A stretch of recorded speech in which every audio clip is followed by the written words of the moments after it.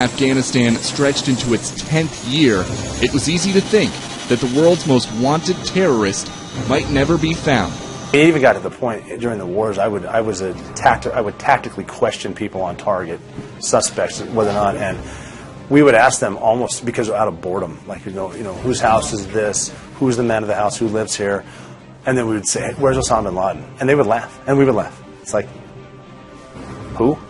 Like, you're never going to find him. The CIA was trying to track down Osama bin Laden through a variety of different avenues. Mark Bowden is the author of Black Hawk Down and The Finish, the killing of Osama bin Laden. One of the primary threads was thought to be his courier system, and an individual who was known, who was called Al-Kuwaiti. They followed him as his vehicle returned to this house in Abbottabad. As they watched more and more, they realized that there was this man called the Pacer who walked around in the garden outside. And a lot of the people watching who had seen images of bin Laden from above in the past believed that that was him. The big question was how to proceed. One of the first options they had considered was to bomb the compound, which would have killed everyone in it, and probably some people living nearby. The neighbors are going to die. Everyone in the house is going to die, and then we'll never know if we got them. They also prepared the option of a very small missile or bullet, if you wish, shot from a drone that would target an individual. But that was an untested weapon.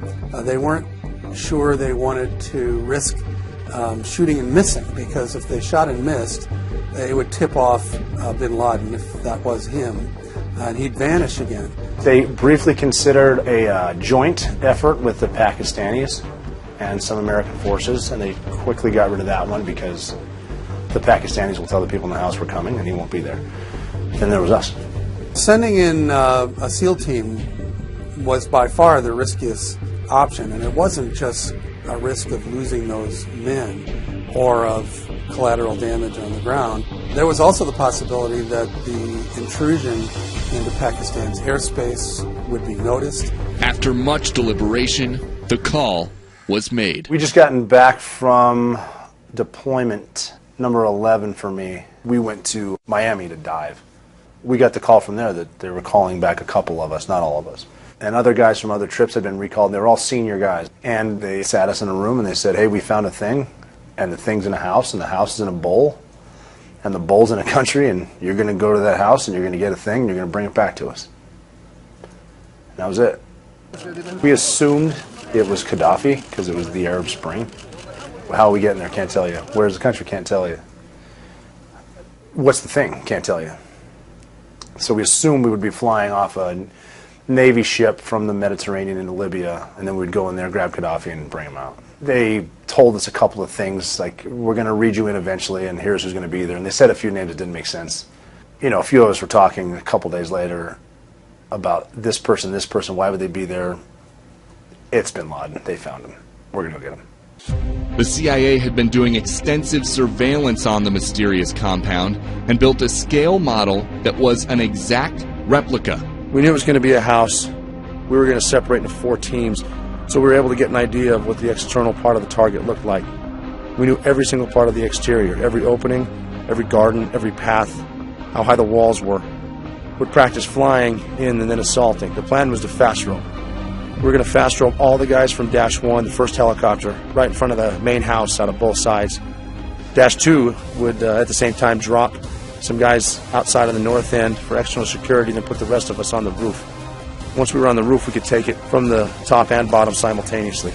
We'd practice the hit, and then we'd practice leaving, and then we'd do it all again. We had the plan down. I mean, we could have launched the day they told us. No problem. What did the CIA analyst, who's now famous for being the subject of Zero Dark 30, tell you? If you want to kill him, he's on the 3rd floor. 100%. Were you 100%? I believed her. When you're drawing up the plan in the United States, where were you supposed to be? Initially, I was going to be the team leader for external security. There was a couple of snipers and a medic, and I was going to be the team leader outside. So we were going to get off our helicopter He was going to drop us off, and the rest of the guys were going to go to the rooftop. The analyst told me, if you want to get a shot at bin Laden, he's on the 3rd floor. So I actually talked myself out of a team leader spot so I could stay on the helicopter and then go to the roof. And then that was what we called the Martyrs Brigade. So we volunteered to get on the roof, and then we're going to jump into the balcony, and then we're going to have a shootout with bin Laden from the balcony inside. The more we trained on it, the more we realized this is going to be a one-way mission. We're going to go and we're not going to come back. We're going to die when the house blows up. We're going to die when he blows up. Or we're going to be there too long and we're going to get arrested by the Pakistanis, and we're going to spend the rest of our short lives in Pakistan prison. What's it like training for something so hard, so intensely, when you don't think that you're going to survive the mission? Well, it was worth it, because this is it. We would have moments, we'd joke around and laugh, but then all of a sudden it kind of hits you again. It's like, all right, let's get serious again, because this is going to happen and we're not coming home. Was that a sad No. feeling? No, it was more of a, we're going to die eventually. This is a good way to go, and it's worth it to kill him, because he's going to die with us. When you heard that there were some other options, did any part of you hope that the president picked one that did not require sending you to possibly Die. The thought was there, but we wanted to go. We really wanted to do this. This is why we're all here now. And just to be part of something so historic, you can't ask for more. I mean, would there have been some sort of relief? Maybe.